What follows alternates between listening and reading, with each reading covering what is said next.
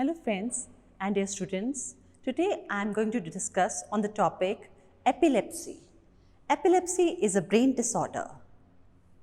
The topics covered in my PPT will be the background or terms to understand epilepsy, what is epilepsy, what is seizure, what is convulsion, causes of epilepsy, what are the types of seizures in epilepsy, what is the pathogenesis of epilepsy, and how do you diagnose it and manage it.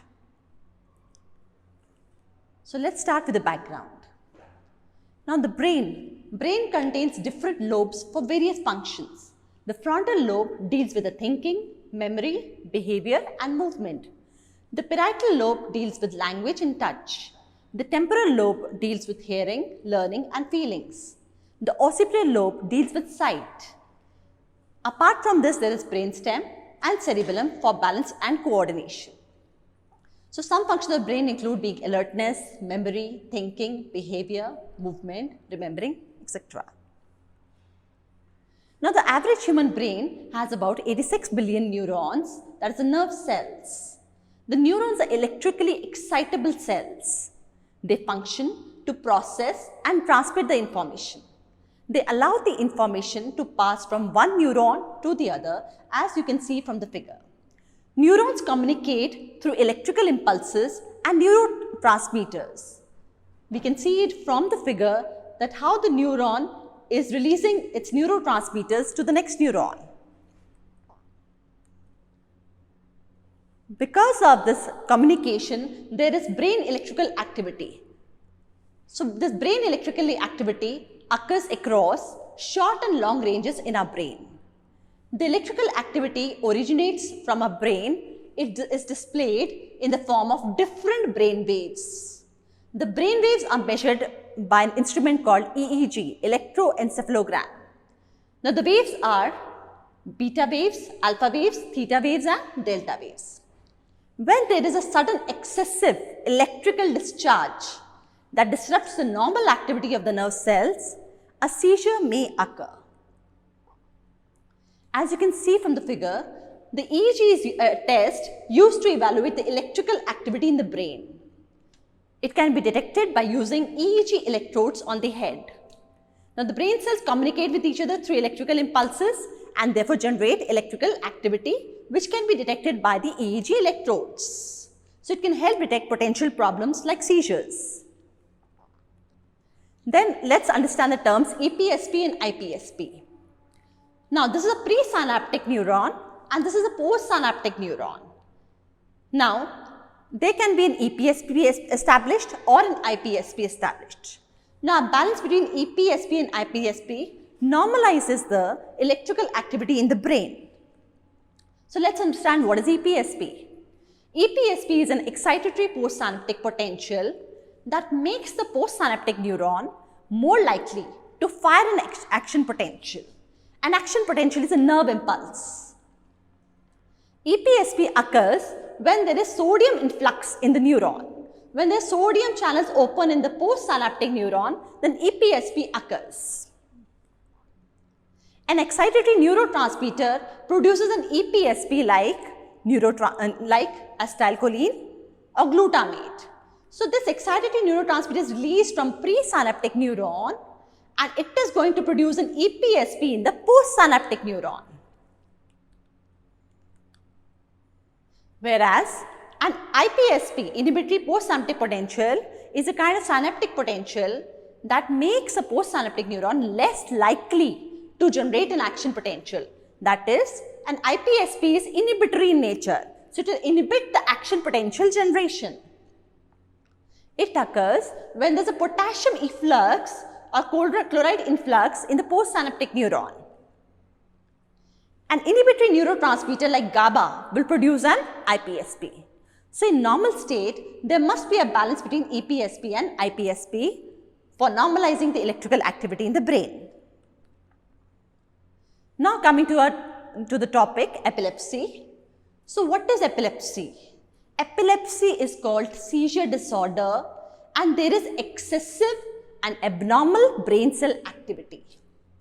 It is a CNS disorder in which the brain activity becomes abnormal and it is characterized by recurrent seizures with or without loss of consciousness or amnesia. Amnesia means loss of memory. So during a seizure, what happens? A person experiences abnormal behavior, symptoms and sensations, and sometimes there is loss of consciousness.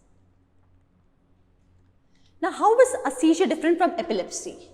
Seizure is sudden, excessive, abnormal, hypersynchronous discharge of cerebral neurons.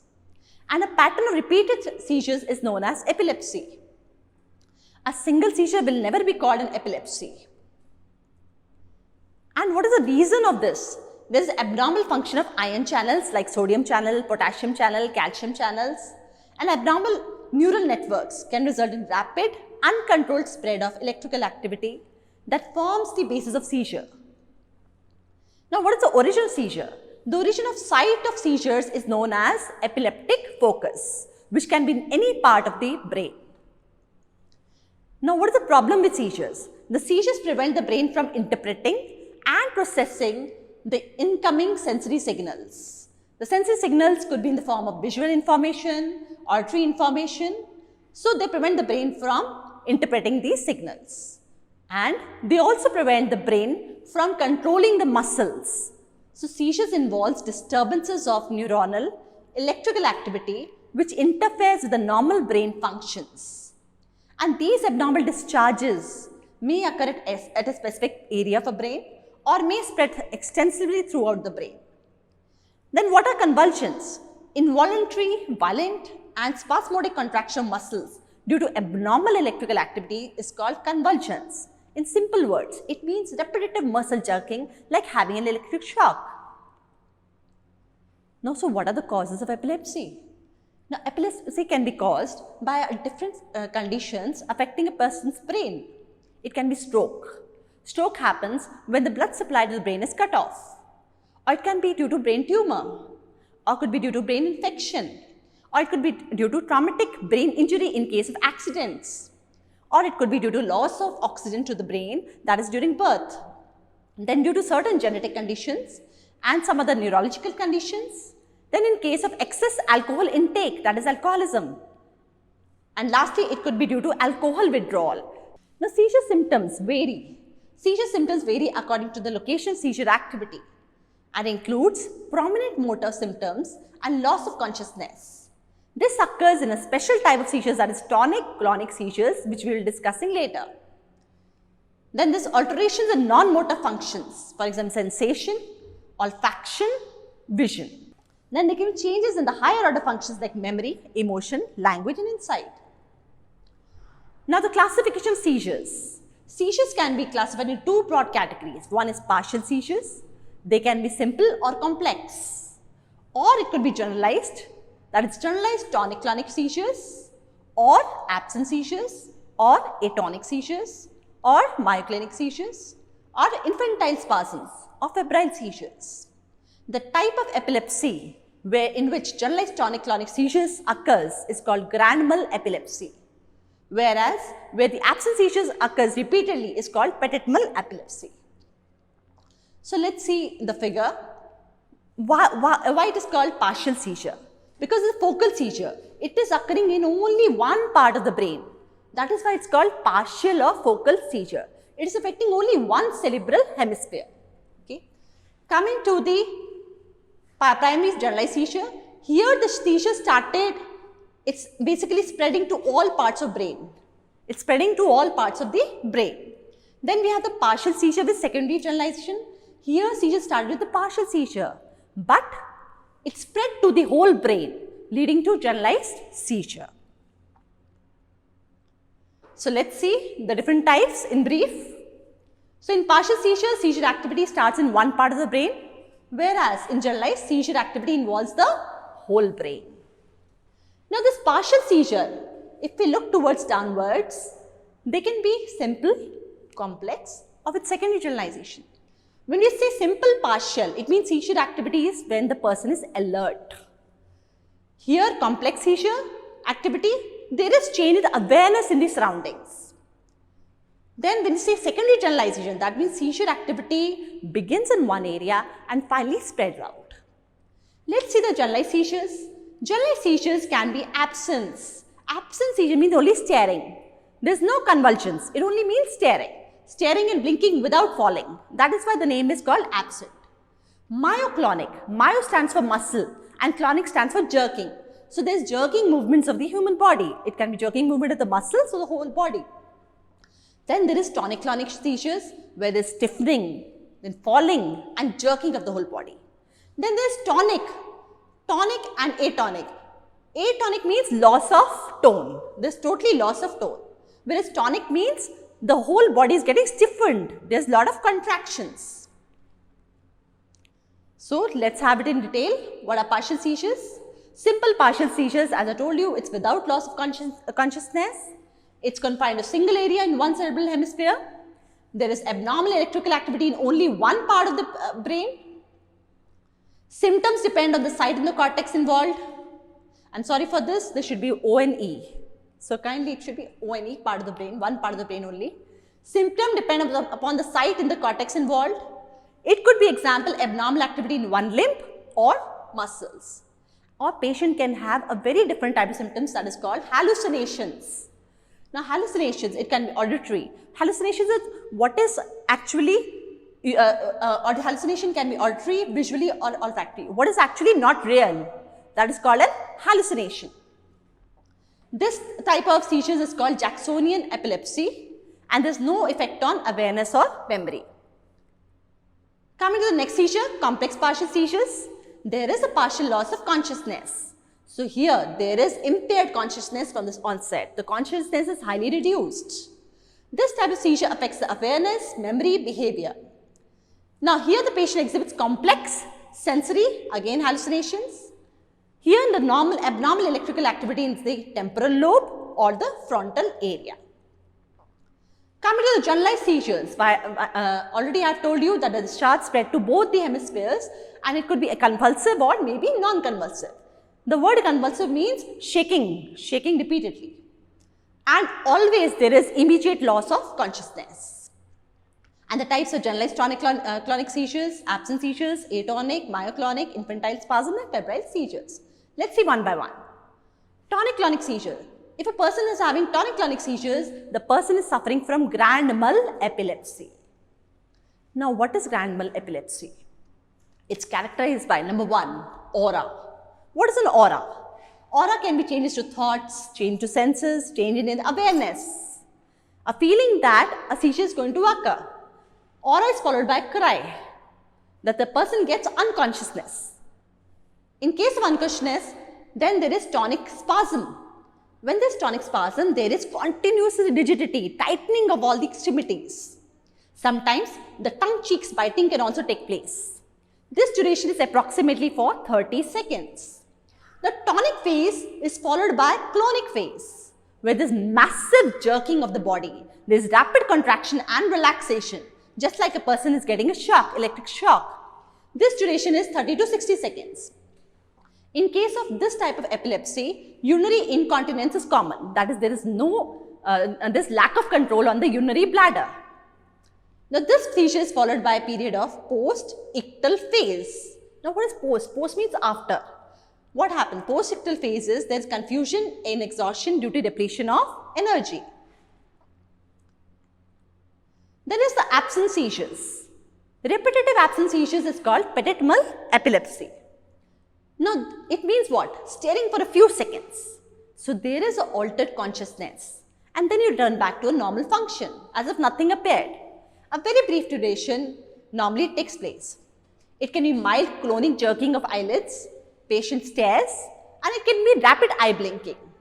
Normally, it begins in childhood or adolescence and may occur up to 100 times of a day. Myoclonic seizures. Myoclonic seizures characterized by short episode of involuntary shock-like contractions. There can be contractions of the muscle. You can just see in the figure how the lady's hands trembles and it actually caused the falling of so many substances which she was having in the hand. It may involve whole body or arms or legs. Then we have the atonic seizure. Whenever the word A comes, A means absence. So atonic means sudden loss of postural tone. If a person is standing, if the seizure occurs, he will fall to the ground. If he's sitting, his head will fall forward. So this have chances of injury also, like you can see in the figure. Then there's infantile spasms. Infant is a small baby. Now in this case, what happens is myoclonic jerks. You can see in the figure that in one part there's bending, that is called flexion, and the other way the leg is getting extended. So that is infantile spasm. Now 90% of affected cases have their first attack before the age of first year, and most patients are normally mentally retarded because of this infantile spasm. And the cause is brain infection, connectorus. Now connectorus means that when the brain gets damaged due to bilirubin. And the other cause is hypoglycemia, that is when there is less glucose levels in the brain. Then the next type of seizure is febrile fits. When we say febrile fits, it normally occurs in children 6 months to 6 years and mainly occurs during high-grade fever. It is characterized by tonic-clonic convergence of short duration, eye rolling and unresponsiveness. But it's benign. It do not cause death. It do not cause any damage or injury or learning disorder. The last, status epilepticus. Here, the abnormal electrical activity is in the brain for more than 30 minutes. So it's continuous, rapid, recurrent, lasting for more than 30 minutes. It is an emergency life-threatening condition. Now, after understanding all types of seizures, let's see what is the reason of the epilepsy. What is the pathogenesis of epilepsy?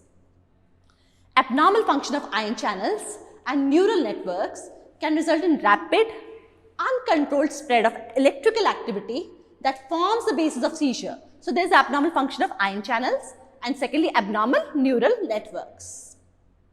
So, what is happening in seizure? There is increased EPSP and decreased IPSP. And 19th century neurologist Hucklings Jackson suggested a sudden, excessive, disorderly discharge of cerebral neurons is the cause of epileptic seizures. Then studies in animal models found that there is a role for excitatory neurotransmitter glutamate. This gets increased during epilepsy, whereas the inhibitory gamma aminobutyric acid GABA gets decreased in case of epilepsy. So glutamate is an excitatory neurotransmitter which will always produce EPSP, excitatory postsynaptic potential, whereas GABA is an inhibitory neurotransmitter which is going to produce IPSP, that is inhibitory postsynaptic potential.